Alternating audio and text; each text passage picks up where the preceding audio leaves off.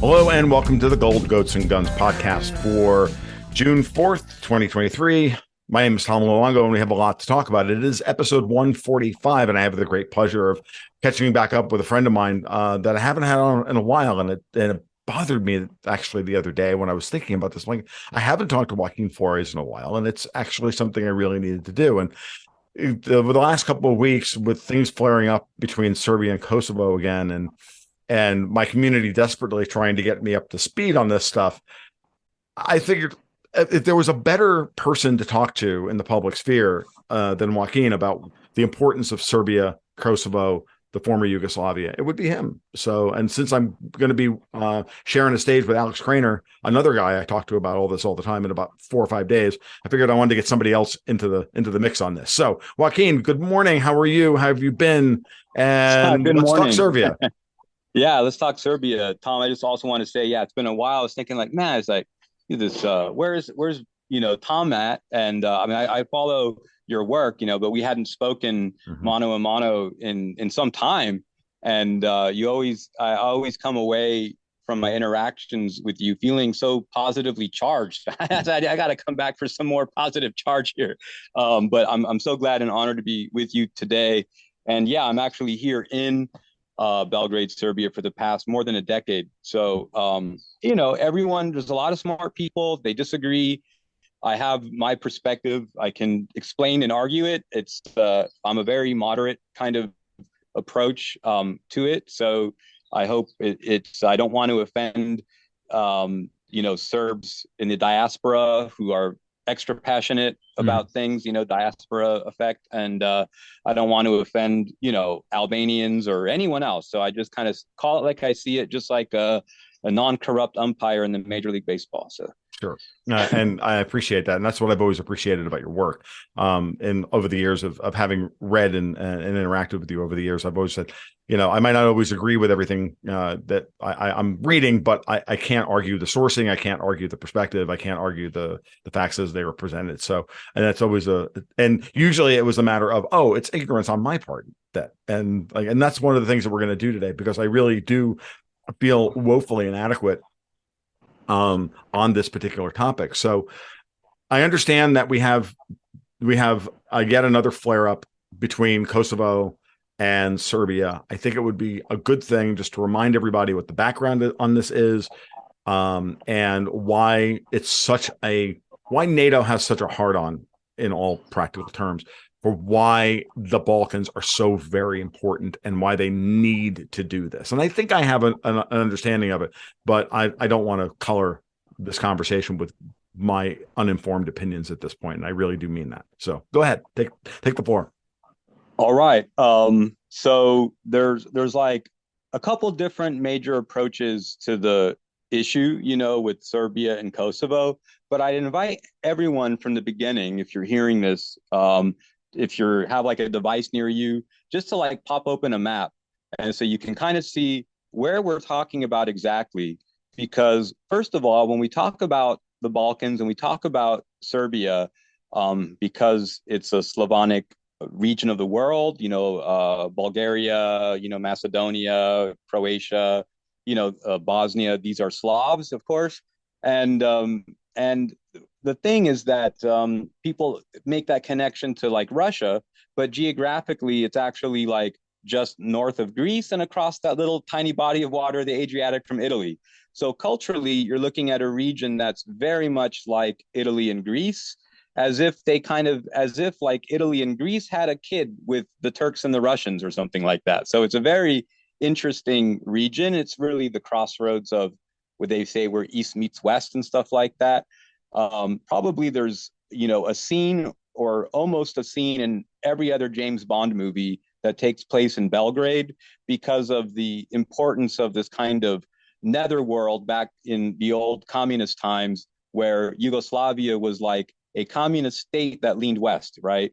And so they were not part of Warsaw. They were part of the Balkans Alliance, which was actually part of NATO under Turkey.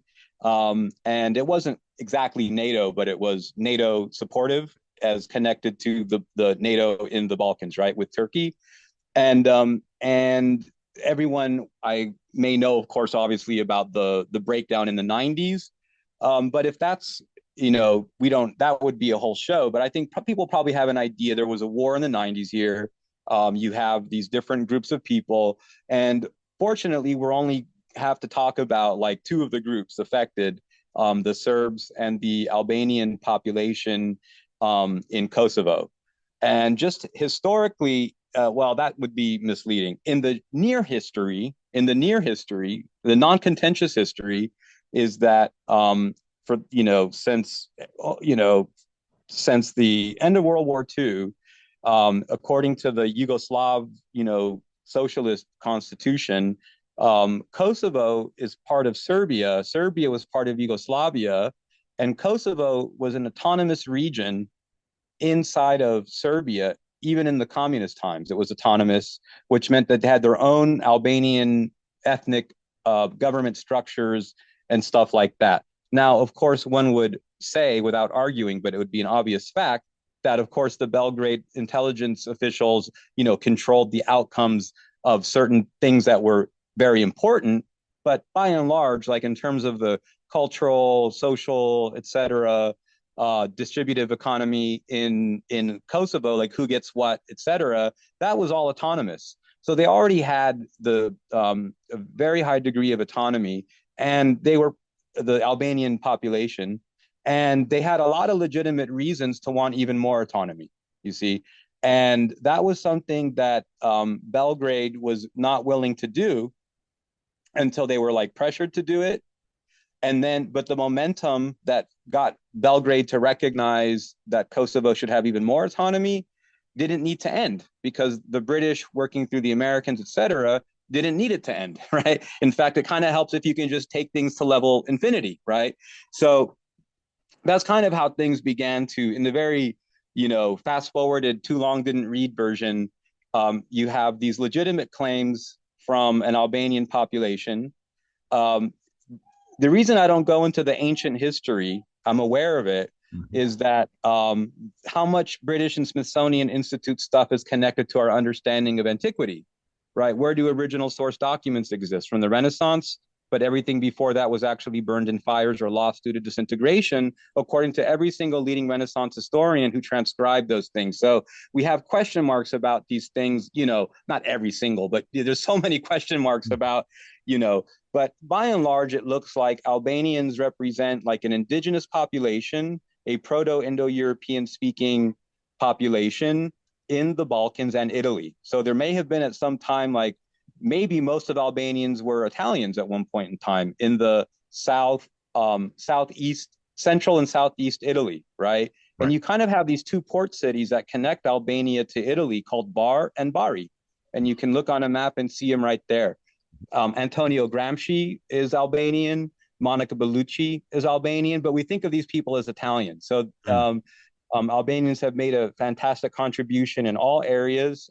It's, they're everything is good, and so according to the mainstream history, you have probably an indigenous Albanian population, and then between you had, of course, like Attila the Hun and all this stuff. So between the 5th centuries onward, you had these migrations, according to the official version, according to the British history, of Slavs into the Balkans, or Slavic speakers into the Balkans. You had the Bulgarian migration from the Volga Bulgars into the Balkans and the East Balkans. In the West Balkans, you had the Sorbo Croat people from perhaps also the Volga Bulgar. Right there, you can see it, where the Volga Sea empties into the Caspian Sea. You will find 16th, 15th century maps that are reproductions allegedly of antiquity maps, with those problems I just mentioned for that reason, that indicate that Serbs and Croats existed as neighbors back then as well, kind of like maybe two different socioeconomic classes of a single group, even perhaps, or something like this, but we call them ethnicities today for weird reasons. And they seem to have moved then into what is now East Germany, and spoke a language more similar to Polish today than Serbian. And then you have groups of those Bela Croatians and Bela Sorbians that moved into the occupied or settled in the Dalmatian in Dalmatia, in the Dinaric Alps, in the lands of today that are Croatia, Serbia, and Bosnia, Macedonia, and Montenegro. And so over the years, there's been wars, the Turkish, the Ottomans, blah, blah, blah, blah. We can like fast forward to the 20th century, and there's kind of bad blood, but you always have the great powers, the Russians, the Ottomans, the English, all have their kind of interest in kind of antagonizing these people. Otherwise, they all kind of eat the same food. They really dress more alike than not, et cetera, you know. Kind of like the implicit cultural norms are far more similar at different times in history than we might think. Yeah. Right. So I'm sympathetic to everybody, and I don't play as much favorites on the history. I obviously live in Serbia, which is a statement, and my views of the geopolitics would tend to line up the ways that are going to become obvious in this talk. But I want to first say that this is not about a wrong people or a right people. This is not about a people who belong somewhere and who don't belong somewhere. This is all a historical mess of processes beyond anyone living control today. We've inherited this from the past. Right. Okay. That's a great background, because this is a lot of, this is a lot of stuff that I certainly didn't know, a lot of this stuff. And it is a good way to start this conversation, to give a quick and dirty overview of, the history of all of this, and to remind everybody that, we are all a lot closer to each other than we would like to believe. And this, we have cultural differences across the United States that would be potentially greater. Right. Right. You know what I mean? Exactly. Like, you think about Louisiana is still under French law, right? As opposed to the rest of the country. Right? I mean, so there's like, yes. we even have weird things like that. We still have Native American, enclaves we call them reservations, but they're really right. They're really just open air prisons, right? Right. So nothing is ever as simple as the current lines drawn, the political lines drawn on a map. Right. Exactly. And then a group claiming ownership over that particular geography. It's always a much more messy. And thing. What's interesting, I mean, even though Serbs are much more ethnically, historically, at least by the language group, related to Bulgarians and Croats, etc., Slavonic language speakers. But what's interesting is that in one of Albania's formative, in the more recent history, going back, 500-600 years, that's the recent history of these great peoples that go back thousands of years, like the Serbs, like the Albanians. There was one of their leaders, Skanderberg, and he was like both Albanian and Serbian, right? And openly so. And so it's interesting that it would be nice to see, in some future world, like people like that again. You know what I mean? Right. So I don't see it happening soon, realistically. But what happened in World War I? There was more population movement and things like that. And as you know, you had policies in this time, whether you're talking the Greeks did it, the Ottomans did it, the Germans did it. You have population swaps, population moves, and those are very sanitary ways of talking about, ethnic cleansing, right? Right. So it looks like the Serbs have their receipts to show that they were there first. Albanians have their receipts to show that they were there first. Okay. It's like very similar to with Israel and Palestine and what's the status of Jerusalem. You know what I mean? It's kind of like at that level, and people experience it that passionately. That's why you have to talk about it this way too. And and I think that's good, because it reminds us that we're all people with legitimate rights and interests. Right. And for me, it all boils down to individual property rights, right? Whether you're talking about the right of return anywhere is not about collective identities. There's never a we. It's always about who my father was and what I was left with. You see what I mean? Right. And so in no iteration, no solution should anyone be deprived of that. And that's kind of those are my red lines, you see. So No, which are good And red lines from my perspective, which are good red lines to have. Because those are good. Yeah. if I mean, historically, this is the best way to resolve a lot of these things is to get down on, sadly. But we live in a world, unfortunately, well, soon not to be, if they have any control over this, the Bismarckian Right. nation state, right? Yeah. So we're moving away Yeah. from that, but we're moving to something far worse. Right. So, that's the thing. Right. Right. And many of the arguments about why we should move away from that are good, but then many of the realities they want to substitute it with are like catastrophic. It's like out of the frying pan into the fire, right? That's what you're saying. Yeah, I got you. Truly is that. So, yeah, and that's a good one. No, thank you. So we have like, then what happens is in the Tito period. So now you have World War II. Okay, then you have in you have the communist state of Albania rise, which is, and I call it a communist state because he's much more like the kind of people that would become like in South Asia, like Pol Pot, or like the Khmer Rouge, right? That's the Albanian version of communism. When the communists came to power in Yugoslavia, they wanted to do something more like a mixed economy and something more like East meets West. In some ways, you can say, some people call it, friendly fascism with a democratic face or something like that. I mean, it was kind of like a corporatist system, and everyone wanted a Yugoslav passport because you could live in England, you could move to Germany, you could travel anywhere and go back to Yugoslavia. And they didn't have an immigration problem because it actually was a very market type economy in many ways, that people could dynamically find work and et cetera. So it was a growing economy. Companies like the German Siemens actually found that they had way better production facilities, technical experience and technique in Yugoslavia, in Serbia. And so Tito seemed to have been in competition. Tito might have had ambitions to conquer Albania or to take over Albania, maybe. But one of the things that was interesting is that he was committed to reversing the wrongs that Albanians felt were historical wrongs, and then started a process of repopulating Kosovo with more and more Albanians.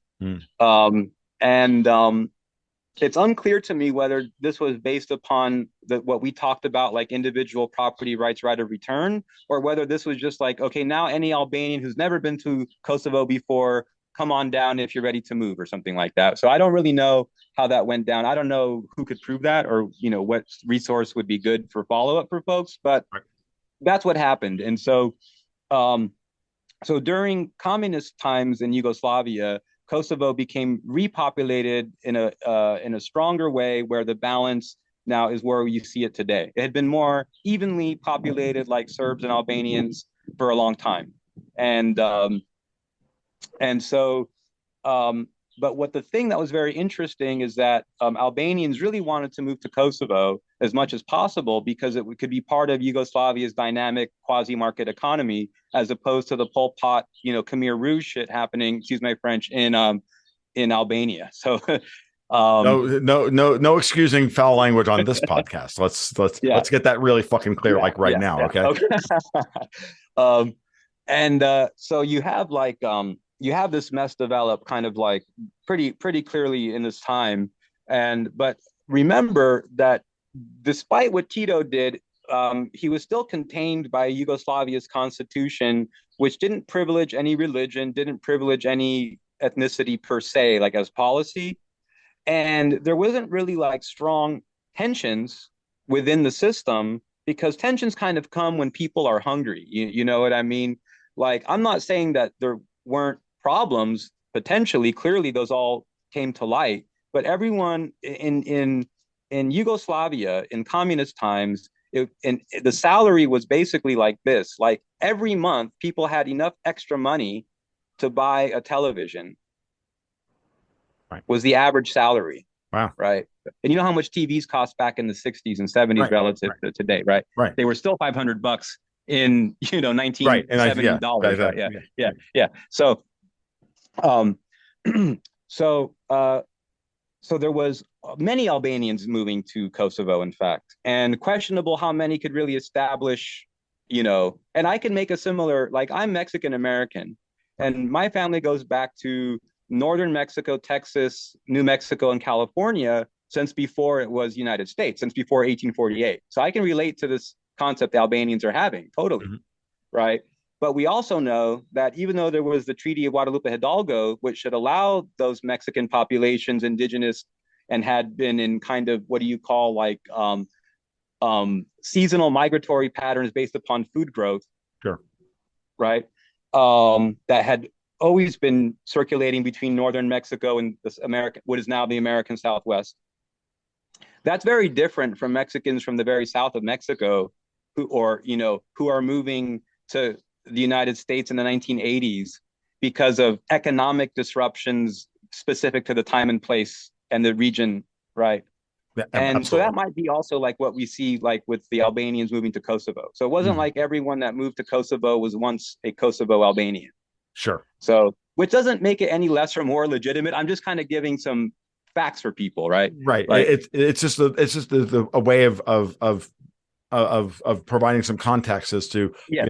you have an economic and social incentive for people to want to move into that area because of the policies of Tito, and then right. that sets the thing in motion, and then you have a spectrum of behavior coming from Albanians taking advantage of the situation, either for historical purposes game theory, or otherwise. Very, very rational decisions. Absolutely. There's no crazy Albanians in the story at this No, time. No, absolutely.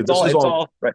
This is all just normal. These are just normal incentives that people respond to. Right. They're not even perverse decent, once. Decent, good, whatever. People just living their life and following the logic of life and shit. So, what happens then though is that in the late 1970s, Tito had seems to have always made an agreement that after he was gone, he was going to leave it to the West to kind of sort the fate. Okay. Because he had been really not committed to, the Russian project. That was very, very clear. Right. Or the Soviet project. And even though during the Tito period, which is all of Yugoslavia, except for the last 9 years of it. Okay, so from the end of World War II until whatever he died in 80, 81, 82, whatever it was like Tito. But he never named a successor. He never built up, there was no individual like him that was younger in the party that he groomed to provide the stability and unity that he did. And so if you don't do that, it looks very intentional. And we also know in the late 70s, there was a Club of Rome meeting where they looked at what to do with post Tito Yugoslavia, and it looks like everyone between the Gladio agents to the Vatican to the Western intelligence agencies, we're then really getting into the soft power stuff, building up different, promoting different types of musicians whose words were cryptically overlooked by the federal Yugoslav authorities, and until it was too late. And then it realized that through culture and through these things, that by the 80s, it was a tinderbox of, spiraling out of control. And the ethnic tensions were rising, poked by these foreign powers that were pointing to real existing things on the ground, though, of course, right? It's a combination of those things. And now the thing that appears to have been, it was during the Clinton years that all of these things kind of came to a crashing explosion or whatever that we see. And for that reason, in Albania and in Kosovo, you have statues to all of these people that we would be like, why would they build statues to Bill Clinton? And why do they have the Hillary Clinton, municipal library? And why do they have why does General Petraeus own all of the cellular companies in Kosovo? And why does Madeleine Albright people own the infrastructure in Kosovo and Albania, right? Right. And so it's definitely that Roman Empire senatorial system where after you conquer a country, then you kind of own the latifundia there, right? That's what's the point, right? So this is what seems to have happened. And so basically, sovereignty of Kosovo was transferred from Serbia to, whatever you want to call that, the British Empire, the American cabal, whatever The floats your, Clintons. the Clintons. I mean, specifically the Clintons is actually a very Right. clear and specific Right. title of transfer, Right. and transfer of title. And that kind of looks like what happened. And what they were telling, kind of similar to with Ukraine, like Ukraine might believe that they're in some fight for sovereignty, but that looks like that sovereignty question went out the window when they sold it all off to BlackRock, Vanguard, blah blah blah blah. Right? I mean, it's kind of like, what did they what did they do? I've been saying this for a while now, and I get a lot of pushback on it. I'm like, was Ukraine ever really a sovereign country? Right. That's Like, that's the question. I mean, Yeah. going back to the 90s, like, no, seriously, Right. Yeah. it's never really been a sovereign country.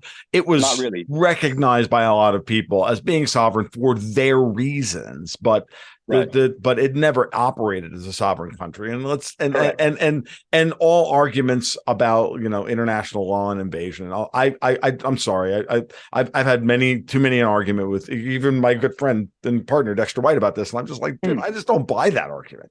I just never have. And that's part of the reason why I can understand why this situation looks the way it does. And so let's move forward to today. Sure. Like, Yeah. because what's very important, obviously we're going to glance over the bombing by NATO in 1999, Yeah. but I think we know that this is all, I think, if I'm correct in this, that this is all now a setup for a NATO operation to blow Serbia apart, because in my way, Right. in my way of thinking, this, as the Soviet Union retreats, and now in order to start the process of rolling up Eastern Europe, and in the Mackinder sense, the heartland, That's right. Eastern Europe, in order to go after Russia, you have to destroy all contact and all political That's right. Yeah. control of You would that have entire region.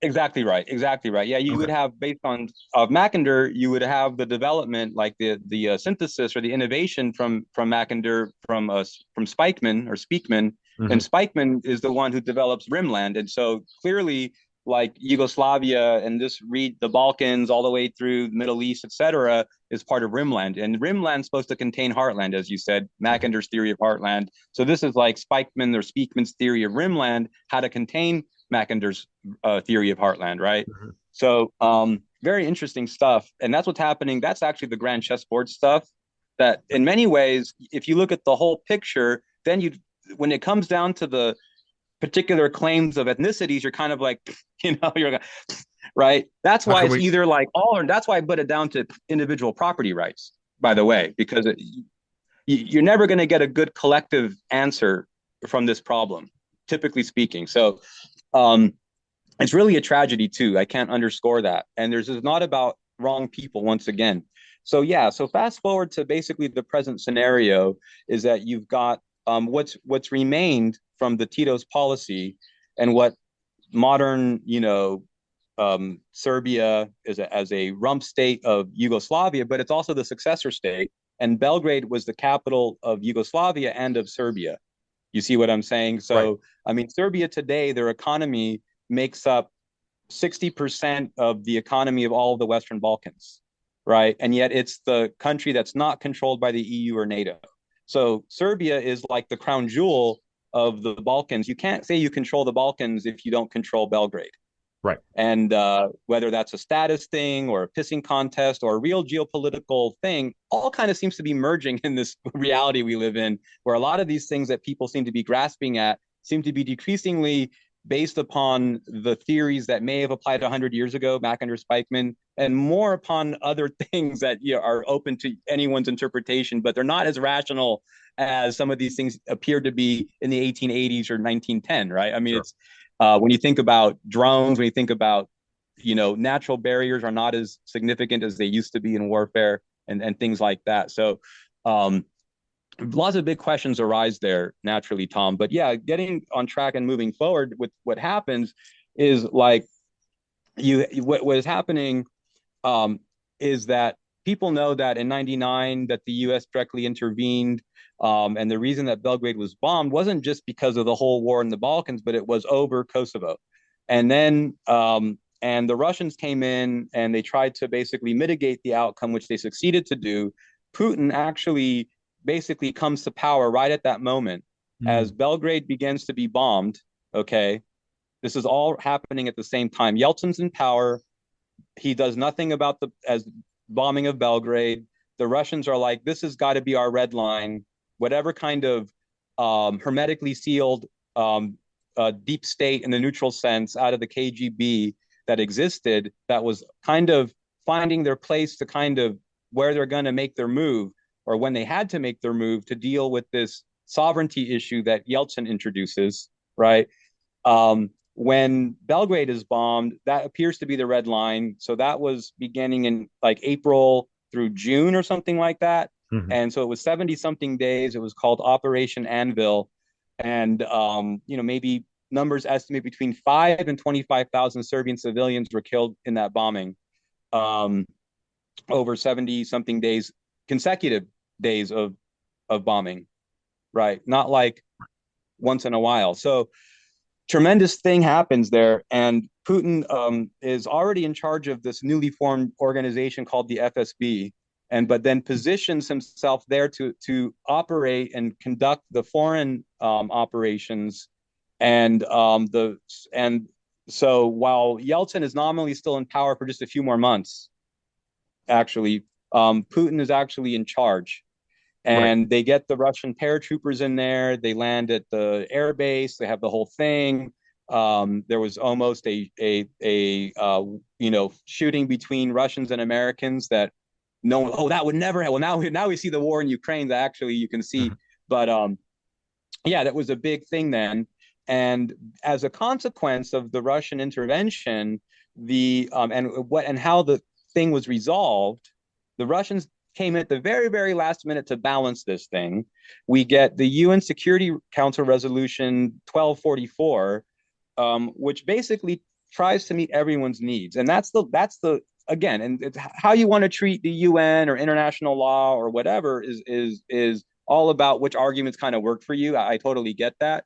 But if you want to talk about the difference between international law versus a rules-based system or a rules-based order, then international law becomes a lot friendlier. And I'll say what I mean. For example, with, let's say, people might relate to the lockdowns and, right? And people say, well, there's a difference between law and mandate, or the difference between law and recommendation or voluntary mandatory or whatever the fuck, right. So people can appreciate that difference. And so I only compare international law, UN, Security Council stuff to what it's being posed against in reality today, which is the fiat or tyranny of just the rules-based order, only one side saying what the rule should be, right, instead of it being the product of what keeps the world from blowing up. So sure. That's kind of like where it is. And so 1244 basically says, okay, the Serbs need to give way, way more autonomy to Serbia. They have to pull out the military. There can be no more Serbian forces of any kind in Kosovo. Okay. The Kosovo can be an independent, there's going to be a temporary administration in Pristina. KFOR is going to come in and hold the peace for like a couple years, and like not for, since probably 25. Half of your audience was born, right? Yeah. Right. So you've got totally it's way beyond its mandate, right, today. And because of what was actually envisioned in 1244 and what actually everyone agreed to, and that's what matters. Contract is what you can consider this actually, right. Okay? And contract is law. And what they agreed to, it included elements of the Ramule Agreement, but not the fact that Kosovo is an independent country in terms of the UN. It's supposed to be an autonomous republic inside of Serbia, and with, quote, the greatest amount of autonomy, or even more beyond other models that we've seen historically, but still part of Serbia. Okay. And which means that they regulate themselves internally, right? But you can't have a permanent foreign military base that's a member of an alliance that you're not part of on that territory. So it actually all boils down to, will you have NATO bases there? Right. Where are we seeing that problem again today? Right. So Ukraine. Actually, yes, the everyone agreed that Kosovo is a majority Albania country ethnically, that they have a right to self-determination as a people, that Sure. they voted in multiple referendums for that independence. Right. Okay. But it also boils down to questions about, and I don't like comparisons of people to children, but this is actually, when you look at the history of the 19th century and how the conversations and the diplomacy and the letters between the Russians, the Turks, and the British, when between the 18 teens and the 1840s and 50s, when like Bulgaria, Greece, and Serbia all gained independence from the Ottoman Empire, and that was like negotiated both by the British and the Russians with the Ottomans. Right. Like the thinking, they were acting like in loco parentis. They were acting like the parents, and they were looking at the questions of like what's in the interest of the offspring kind of stuff, right? So think about it in terms of a divorce with Kosovo, Mm-hmm. and the father is Serbian and the mother is Albania. Okay, the children have the mother's surname. They grew up with the mother primarily, but they grew up in the father's household, in the father's house, in a part of the house that he never goes to, right? So they grew up in the father's house, but with the mother's family members, right? But when the judge looks at like, okay, who can provide the best, right? And we're going to prove this by the numbers and by the demographics and who's moving where today, right now. Who can provide the best, right? And so even though, yes, like Albanians want more autonomy, they had plenty, they can have plenty more, that's fine. But you can't put them with the mother because the mother is not fit, and Right. the mother does not have a job, okay?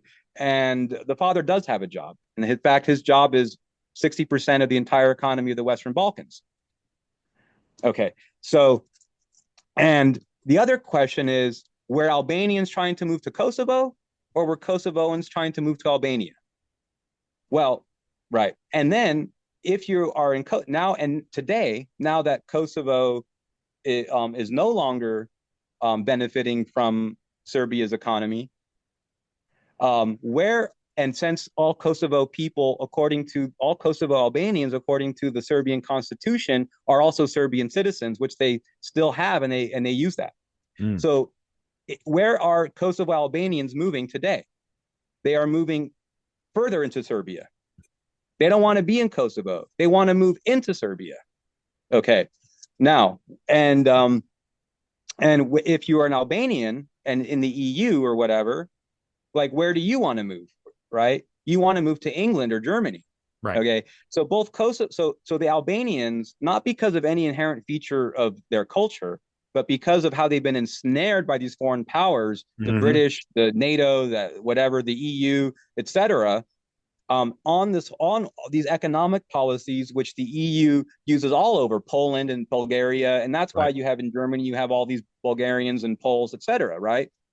And so these things, the EU policies don't work. But it looked like the strategic policy was a population growth policy. Like the for what it's worth, the American strategists, we can obviously we're just talking about people who are the American policy. The strategists were pursuing a greater Albania policy, but the thing is that you need population growth to both support and justify and utilize territory, right? Like Right. you have to have a Lebensraum problem in order to Right. get Lebensraum, right? Okay. So Albania doesn't have a Lebensraum problem. They actually have an EU problem. They have a City of London problem. And so they're actually being pulled, and those are, I understand, distinct things, but they're being pulled into Northwestern Europe. Yeah. Okay. But the strategy for Greater Albania hinged upon population growth. But European Union policy doesn't allow for population growth. Right. Right. So No, it's hostile. so If anything, it's hostile to population growth, and yeah. sympathetic to killing off as many human beings as possible. Yeah, But yeah, yeah, yeah. I don't want to So get myself into too so much trouble moving here. forward, uh-huh. So I don't want to get myself into too much trouble here, but yes, no, Oh no, yeah, no, I know. clearly I mean, you know, right? clearly they No, have I know. they Yeah, have a depopulation agenda. That's yeah, clear. it's a depopulation agenda, and it's not one that Serbia has. Like Serbia has a pronatal agenda, right? You see, like in Serbia, they're giving like $2,000, which is about half a year's salary for many people for the first child, like 3, 4, 5,000 for the second and third, etc. I mean, if this is a Similar country policies of where what Putin has enacted over in Russia. right, exactly. So in a country where people make between $500 and $700 a month, like 2, 3, $4,000 is a lot of money, right? Right, In right. Albania, people are making like $300 a month or $200 a month. So that's the difference. People are making 2, 3 times as much as in Kosovo or Albania overall. And those aren't always seen in the numbers because GDP is average as opposed to median and whatever. Albanian oligarchs do kind of skew some of those figures in weird ways. Wealth distribution in Albania is far more skewed than it is in Serbia. Okay. Sure. So all these numbers kind of matter. And so that's why if we're seeing any signs of a shift in US policy with this question, yes, it could be a strategic ruse. Yes, it could be a cool your jets because we're losing in Ukraine, or we don't know what's going to happen in Ukraine, or we're not winning fast enough in Ukraine. Take your pick. Mm-hmm. Or it could be just to get the Russians to relax about things and not push now. It might be a sign that maybe the Russians could or would push now. This fact that the Americans are kind of playing nice with what had just happened, and we're going to obviously give the what happened in just a Context in a moment, second. right? Yeah, this is what I really wanted to talk about today. Yeah. Right. Yeah, that's what we're here for. But just so people kind of know what has happened to the moment where the shit's popping off. Right. And, the kind of the background of the policies and the intrigues and the population and stuff like that. During the Trump administration, they came to an agreement with the Kosovo and Albania and Serbia that Kosovo would not pursue recognition in international organizations, and that Serbia could start to build more settlements in Kosovo for Serbs to move there. Mm-hmm. Right. So and we are seeing. I saw language reminiscent of this in Blinken's statement, and from people beneath Blinken who operate in the region, and I thought that was totally weird. And I'm still working out, what's going no, on. that is really weird because right. Like I said, this is the interesting, and this is where I want to go to this. So I have, like I said at the outset, I have Serbian patrons who have tried to give me the nuance to look at what just happened. So we had this big incident between Serbs and KFOR and NATO forces, in Kosovo recently, where the unarmed Serbs just stood up to armed NATO forces that were advertised to be Hungarian and Italian when we saw the 101st Airborne Division patches on these guys' arms. And so we saw National Guard. I think the I did report it that way, and then I was reminded again, when the patch is on the right arm, that means that they previously served.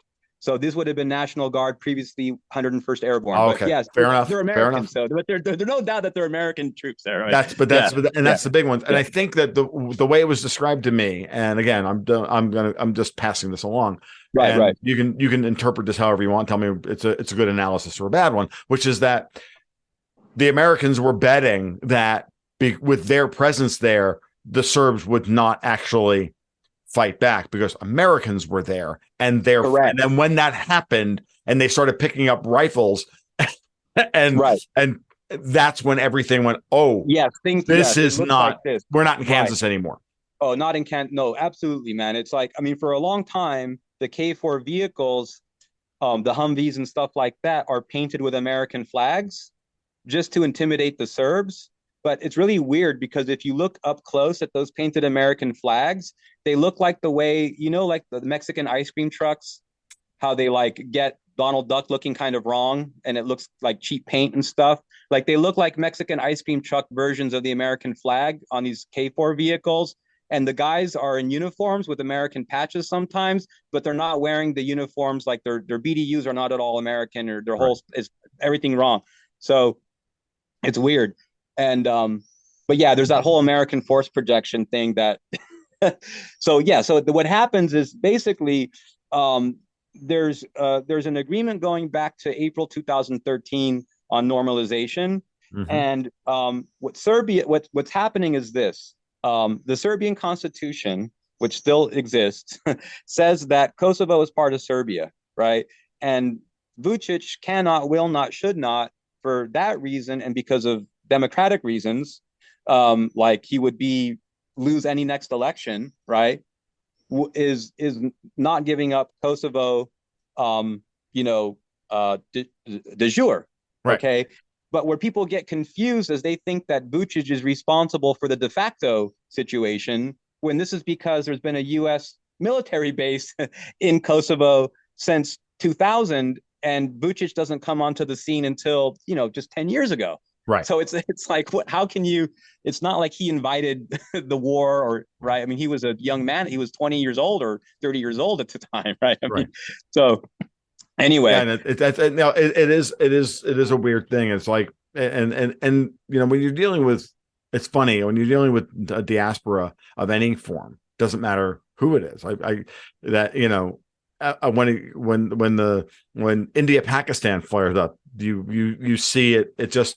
You see it. It's always worse from the diaspora than it is from the natives. And same thing over Ukraine and Russia, same thing with the Serbs, same thing. You see it over and over and over again. So, so we as outside observers, or we as not just outside observers, but we as supposedly objective observers, have to remember that and bracket for that, and when we do our analysis of what's going on. So this is again, and to your point earlier about, this is not to take anyone's side here. This is to understand that there's a reason why y'all are diaspora. You don't want to be there. I get it. Like you're angry. I mean, it's the same thing. Like my family left Italy 100 years ago in order to get away from fascism, and then we went back and fought. Had to go back and fight Mussolini. Right. So like that. Exactly. So this is very similar in terms of how diaspora populations react, and it inflames passions. And I try to just focus it in a more laser, what are the facts, what is the reality kind of approach that looks at human beings as everyone is equal in dignity and respect and rights and humanity and all the love and that goes with it, man. Believe me, it's all good. So so there's two different realities, okay? And people misunderstand, therefore, that when the Europeans are pushing for is for Kosovo to be recognized at the UN, okay?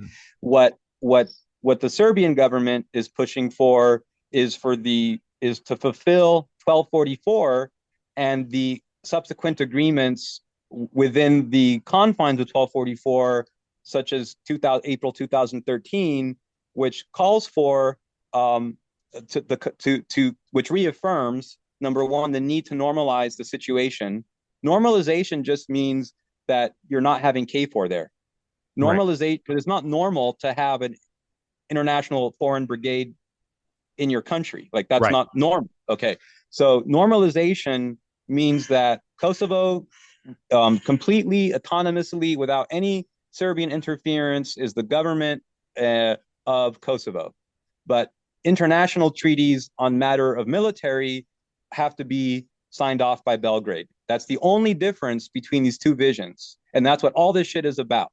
Okay. There's no agenda by Serbia to remove Albanians from Kosovo. There's no agenda to deprive them of property, personal or collective national ethnic rights at all. In fact, many people have rightly pointed out that Serbia's very liberal policies in the past led up to the situation that we have now. Right. So it's kind of the reverse of the Donbass. Kind of like the reverse of the Donbass. With the Minsk agreements acting as UN Resolution 1244 as this thing that will never be resolved. Right, exactly. It's this thing that's never going to be resolved.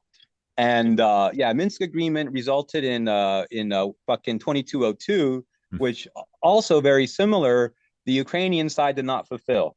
And likewise with this one, The Albanian or the Kosovo side, because they're being pressured by these Brussels and British, et cetera, authorities. I mean, the British influence in the Balkans goes back. I mean, we've established that already. So they don't just give away assets that they've established. Like Yep. no one does. Okay. It's like so many nickels and quarters in your pockets, Don Corleone, you know? So you just don't give them away, right? So Mhm.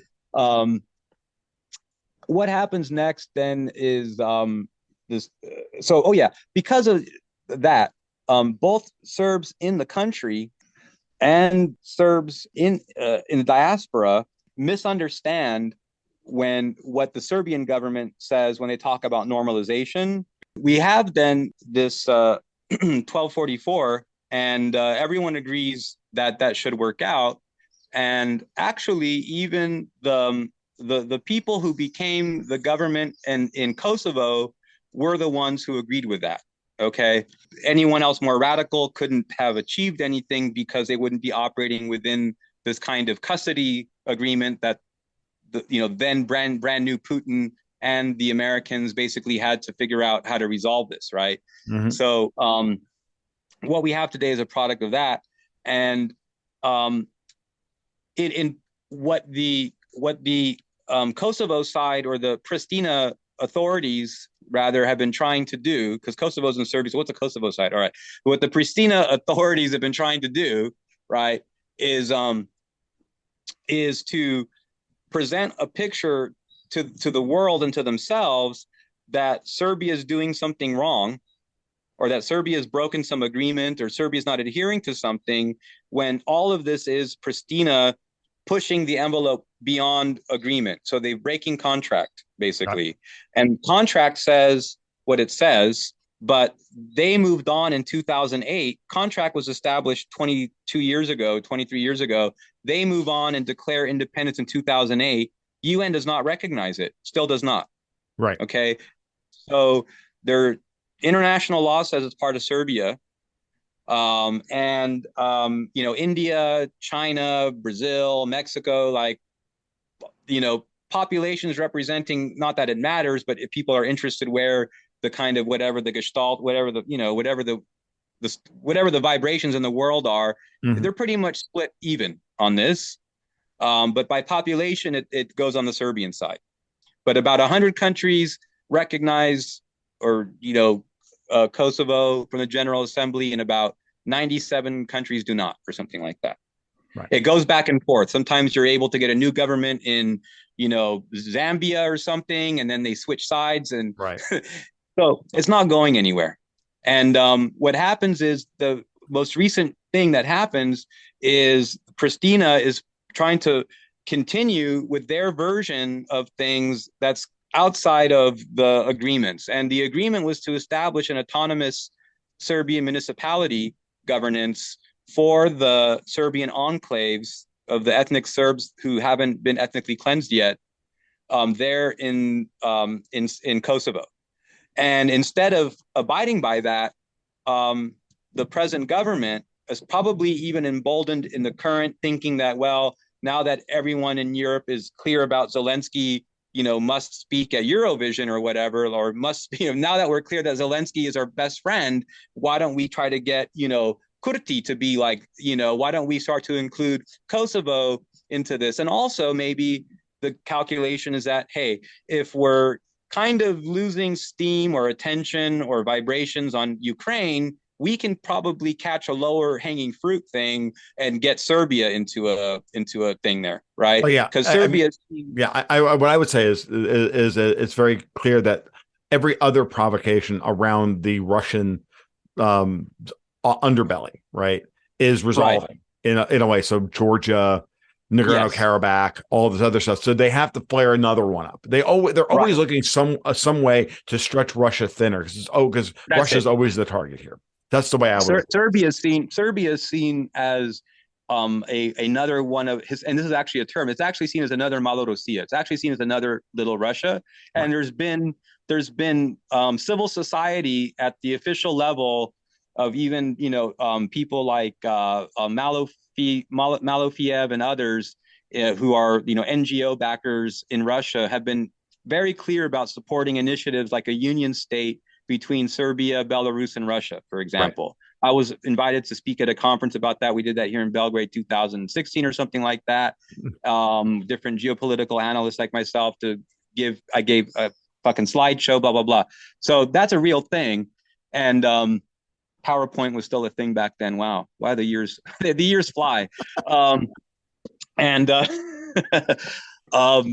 yeah, it's so they have the Pristina has been, look, again, I'm just saying the facts of the process. Like if someone wants to argue that Albanians have the right to do that, that's like a different argument, or like the moral imperative is like, that's a different argument. You know what I mean? And I'm sympathetic to all of these fuck the law, what's really right approaches to life. Don't get me wrong. And absolutely. I have Albanian friends and you know what I mean? So it's like, I totally get what they're doing in their minds, but I don't know how many of them understand that this is like a story of the scorpion and the frog, and that the EU and the British are going to leave the fucking Albanians to dry, man. They do not care about Albanians. They don't care about Ukrainians. They don't care about Albanians. Yeah, no, yes. Absolutely. And this is the issue. And what I find really interesting about this is that, and I understand that Vučić is a very complicated figure, depending on who you. Right. I've gotten that impression, but from what I can see, I think he's done a remarkably good job of holding this thing together under unbelievable amounts of pressure. That's right. He continues to sign good solid infrastructure deals, between rail and pipeline and energy supply deals, which are the key to continuing Belgrade's economic advantage over the rest of the Western Balkans. Because again, if you're going to assert your independence and assert your autonomy and your sovereignty, you do so by being the big economic power in the room. That's right. And so it makes sense. And then, of course, bordering Hungary and then creating that, you're now looking at, because if you really start to think about what's happening in Ukraine, and again, nobody knows what's going to, what the Russians, I still have this thing. I don't, until I see from the Russians the ability to do combined arms operations in a way that one would expect from the quote unquote second big most powerful army in the world, then you can't say that they're going to be able to take much more territory than they currently have. Then you can look at a geographic map, a topo map of Ukraine, and figure out just where the Russians can force project. Right. So, yeah. When I look at the number of like mostly armored vehicles and drones and things like that. I mean the big drones, not the little drones, but the big, big drones, military grade drones and armored vehicles and things like that they're destroying. And I also look at the demographics of who's doing the dying on the Ukrainian side. Mm-hmm. Like, is it guys who they're rounding up off the streets, or is it guys from the Kraken division, and right. I'm hoping, more guys from the Kraken division and no more regular Ukrainians who, right, should be with their families and living life. So right. It's like, because they don't want to be there. I'm not saying what they should be doing. I mean, right. Anyone who, I totally get Ukrainians have every right to fight the Russians right now. Like, right. Don't get me wrong. Like, okay. So, it's on Russia to win if they're going to win or whatever.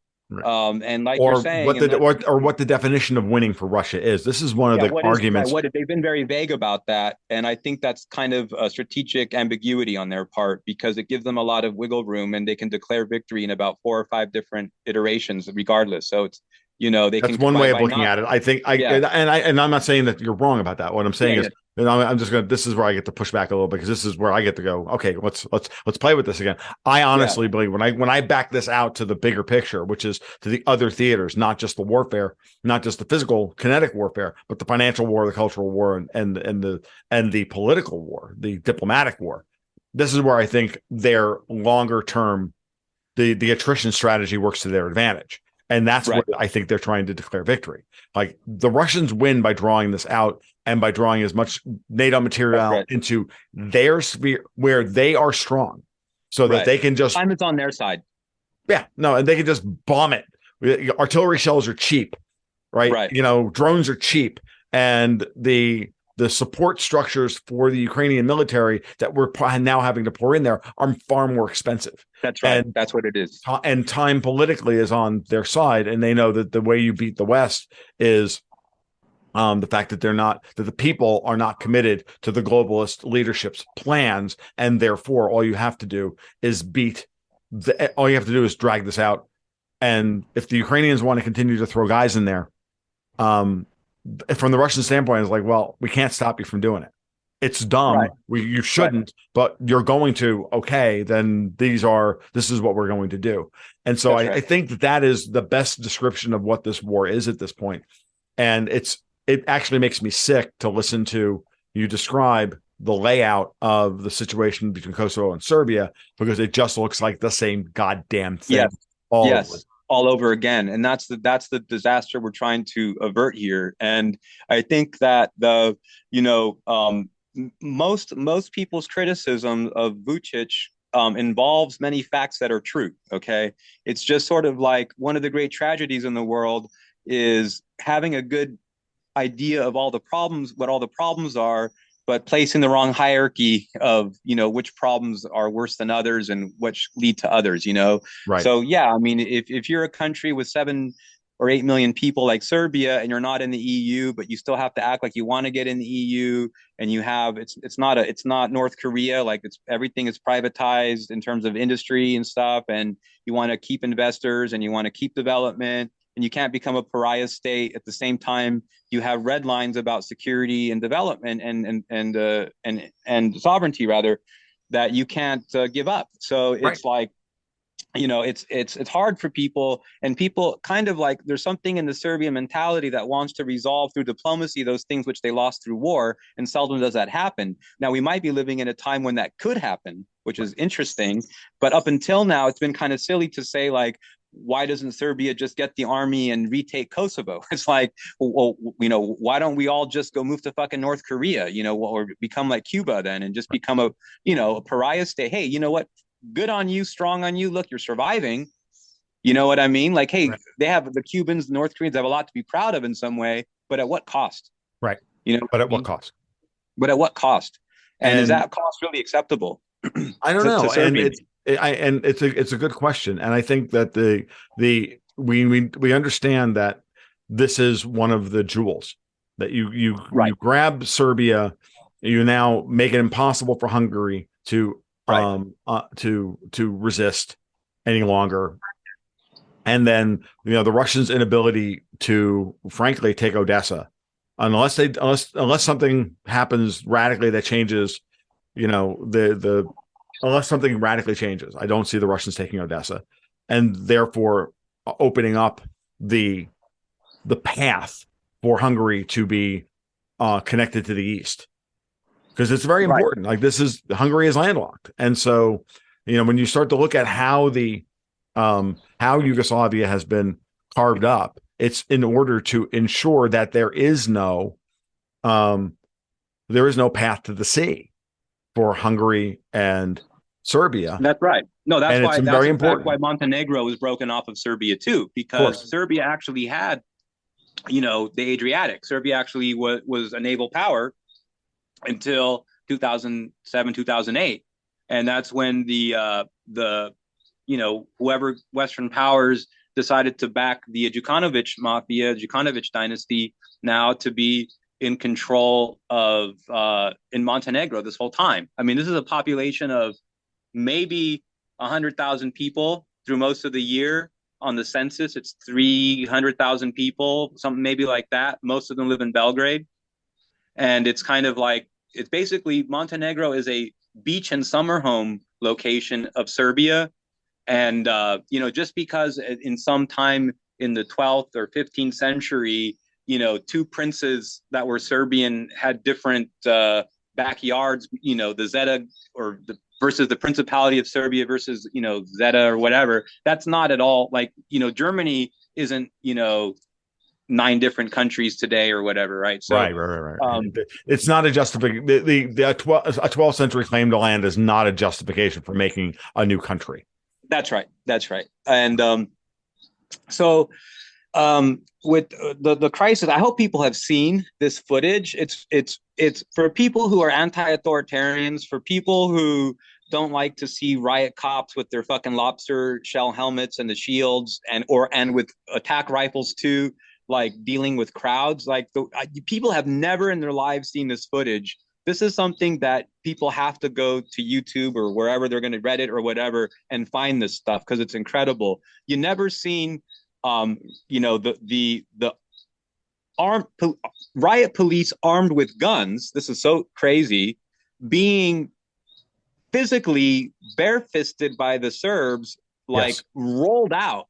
And there's just footage of all these, I mean, dozens and dozens, and they're like rolling on the ground and others are knocked out. You're seeing bodies being dragged into backs of hospital wagons of these gendarmerie of the security forces, Right. and the Serbs are there just like with fists, or they're grabbing the batons from the Yep. police and they're smashing open the shields and then smashing the helmets off their heads Yep. and then smashing their skulls under the helmets. If you thought these lobster tails couldn't be defeated, the Serbs showed you how to do it. Yep. Frankly, Yep. It's and it was I saw some of the footage and I was just shocked. I'm like, part of me was like, part of me was cheering clearly, and part of me was at the end of the day, sadly, going on. Now it's to this level. the But American local KFOR commander also disclosed that American and or KFOR soldiers were also shot. yeah, Okay, yeah, and what he said is that the bullets that they found, based upon the the forensic term for ballistics. the ballistics, yes, but the rifling leaves the imprint on the bullet. Right. Yeah. Um, proves to him that they were not weapons that were supposed to be were not in the KFOR arsenal. They were in the KFOR arsenal. Okay, which only means logically, if your eyes work, that it was the Albanian special forces that were brought in there with them. Yes. Okay, and that's why what happened was as soon as that happened, the Americans said Kosovo is no longer participating in this drill that went live. Oh, Yes. maybe this is the more interesting thing, is that there was the European Security Europe Defender 23 drill happening involving Kosovo in Kosovo with 8,000 US troops in Kosovo and 17 or 18,000 EU troops in Kosovo at the time to stage European Defender 2023 while they're then deciding to take over the Serbian municipalities through force after a sham election that only had 3.4% voter participation. That's not right. Like, this is fucking crazy. Right. So I think this is the story that you wanted to hear, and this is actually what happened. And it's so the KFOR, the Kurti, the Kosovo Pristina leader,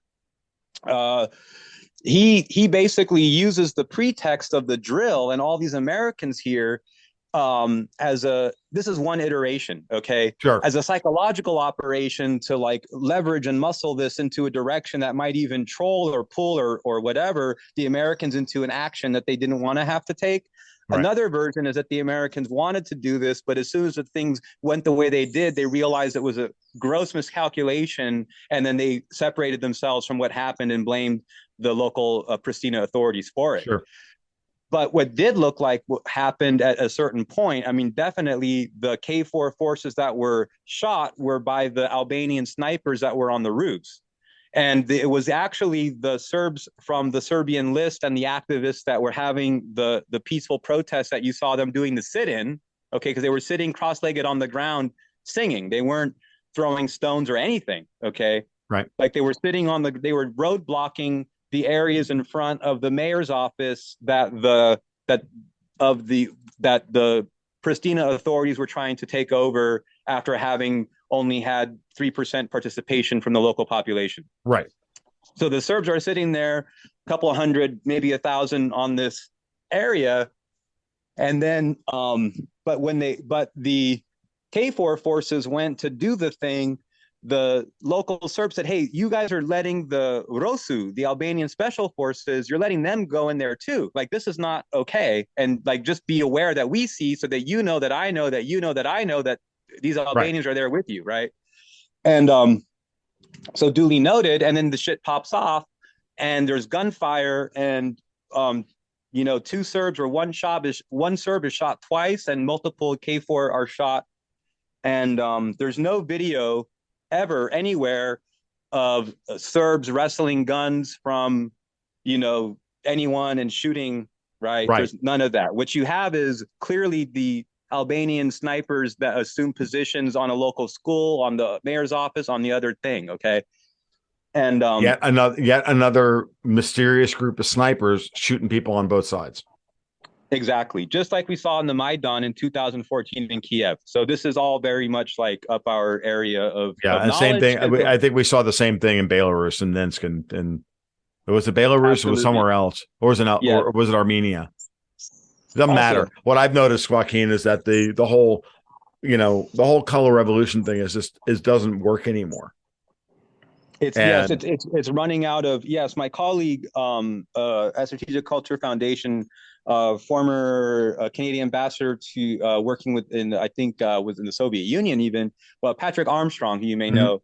Anyway, he wrote a very compelling piece a year ago saying that the era of color revolutions is over. Yeah. I've written stuff similar to that. I may have even riffed off of his work, but yes, I agree completely. There's only one's worked in the last 8 or 9 years, and that's Armenia and Pashinyan. And Armenia holds on to power by the skin of his teeth. And I think it's almost like Putin rather keep him there to make him an example to Armenians about what happens if you actually let this, you know what I mean? We'll just keep this bad example of what an Armenian leader looks like, so that, right, Armenians don't get any uppity ideas. Like, we're going to keep this guy here, and we're still going to keep Armenia under control. Yeah, when Albert Pike wrote that the French shouldn't have destroyed the Bastille, that they should have kept the Bastille to show what it was, that what the issue was, right? Yeah, exactly.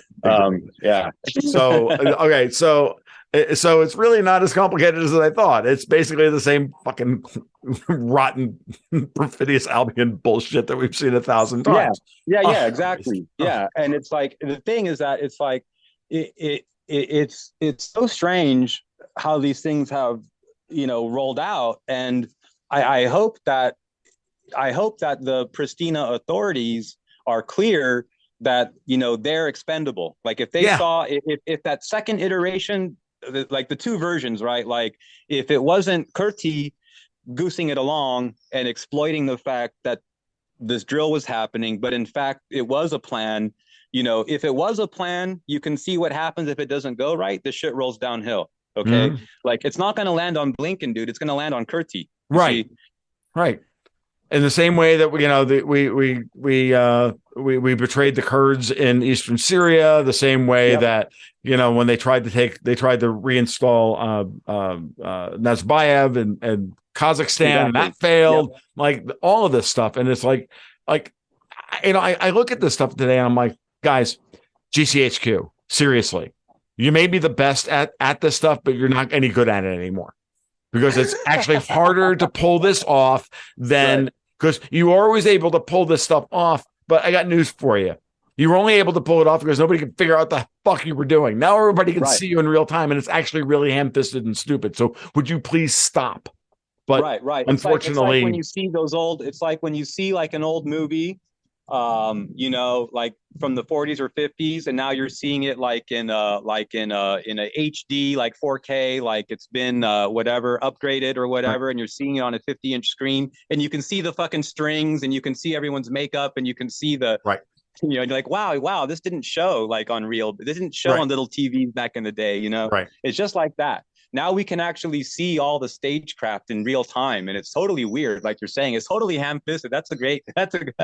It's like, it's totally kayfabe. And, you can really see that. Like, and I noticed this a few years ago, and it was so clear with their opposition to people like Trump and Brexit and all the rest of it. And then it's just gotten worse and worse and worse, because as you lose, they just keep doubling down on the same techniques because they don't have any other playbook.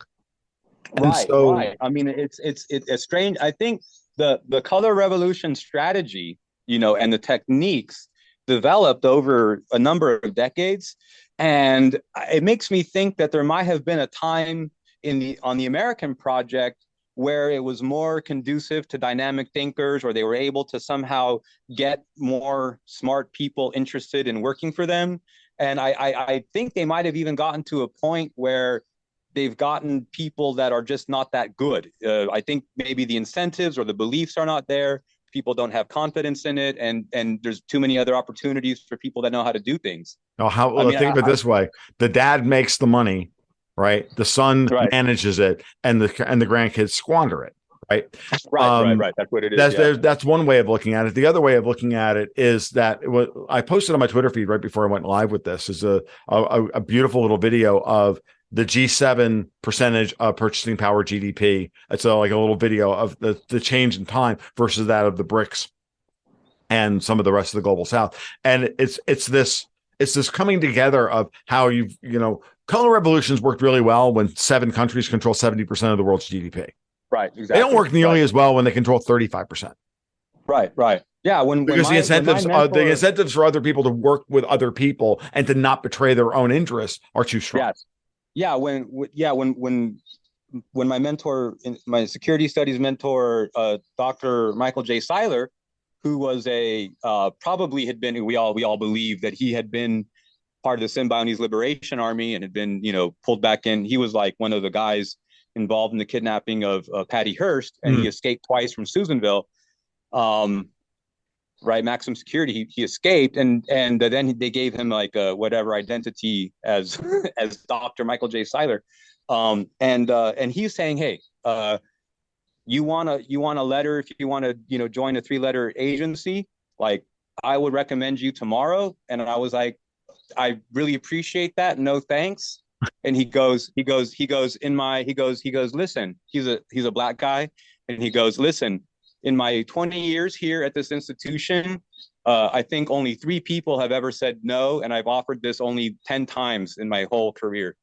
And it's like people don't want to do that. It's like people don't want to do that. It's like why? I don't want to be a hitman. I don't want to be a right. And I can see how it didn't seem like appealing to me. It didn't seem. I can imagine in the 80s or something that being appealing to someone to be a CIA guy. Right. So it's I think they're losing the ability to retain and develop these ideas, because there would be other strategies that they should be using that would be even more effective. And it wouldn't take that much to really devise these. And so it makes you wonder, like, where in the idiocracy chain of events we are in terms of these, because it's it's fine. No, I'm just laughing. I use the word idiocracy because it even extends to the intelligence agencies, and maybe it's really it's all remember Dr. Lexus, right? You good? Oh yeah, we're getting bad rain in here now, so I think this is a good place to stop, and we'll pick this up again another time in the future. But thank you, Joaquin, for that trip through history and the nuance on the subject. I really appreciate it. Thank you so very much for having me on your show today, Tom. Check out my Telegram channel at New Resistance on Telegram. My Patreon is real easy. It's Joaquin F. Joaquin spelled like Joaquin Phoenix, but with an F instead of a PH. It's just Joaquin F. And you will find me on Patreon. And that's where I just have access to. I do every day, like about an hour to 3, 5 or 6 days a week, talking about all these kinds of things, although in a much less structured and entertaining way than you'll find with Tom. But for folks that really want to get into the nitty gritty and keep up with these kind of this drama and this stuff as it evolves, check out my Patreon, check out my Telegram. And thanks for having me with you today, Tom. Appreciate it, Joaquin. You have a great day and enjoy the rest of your afternoon in Belgrade. All right. Cheers. Bye-bye. Well, that'll about wrap it up for episode 145 of the Gold, Goats, and Guns podcast. I want to thank Joaquin for his time, his attention, and his expertise in these particular areas that we discussed today. I want to thank everybody for tuning in. I really do appreciate it, as always. You can follow my work over at my blog at tomluongo.me. You can follow me on Twitter at TFL1728, and you can follow the work as well over at Patreon/Gold, Goats, and Guns, where we do a monthly newsletter as well as regular market reports and bespoke research for my community. So you guys take care. You be well. We'll talk soon. And keep your stick on the ice.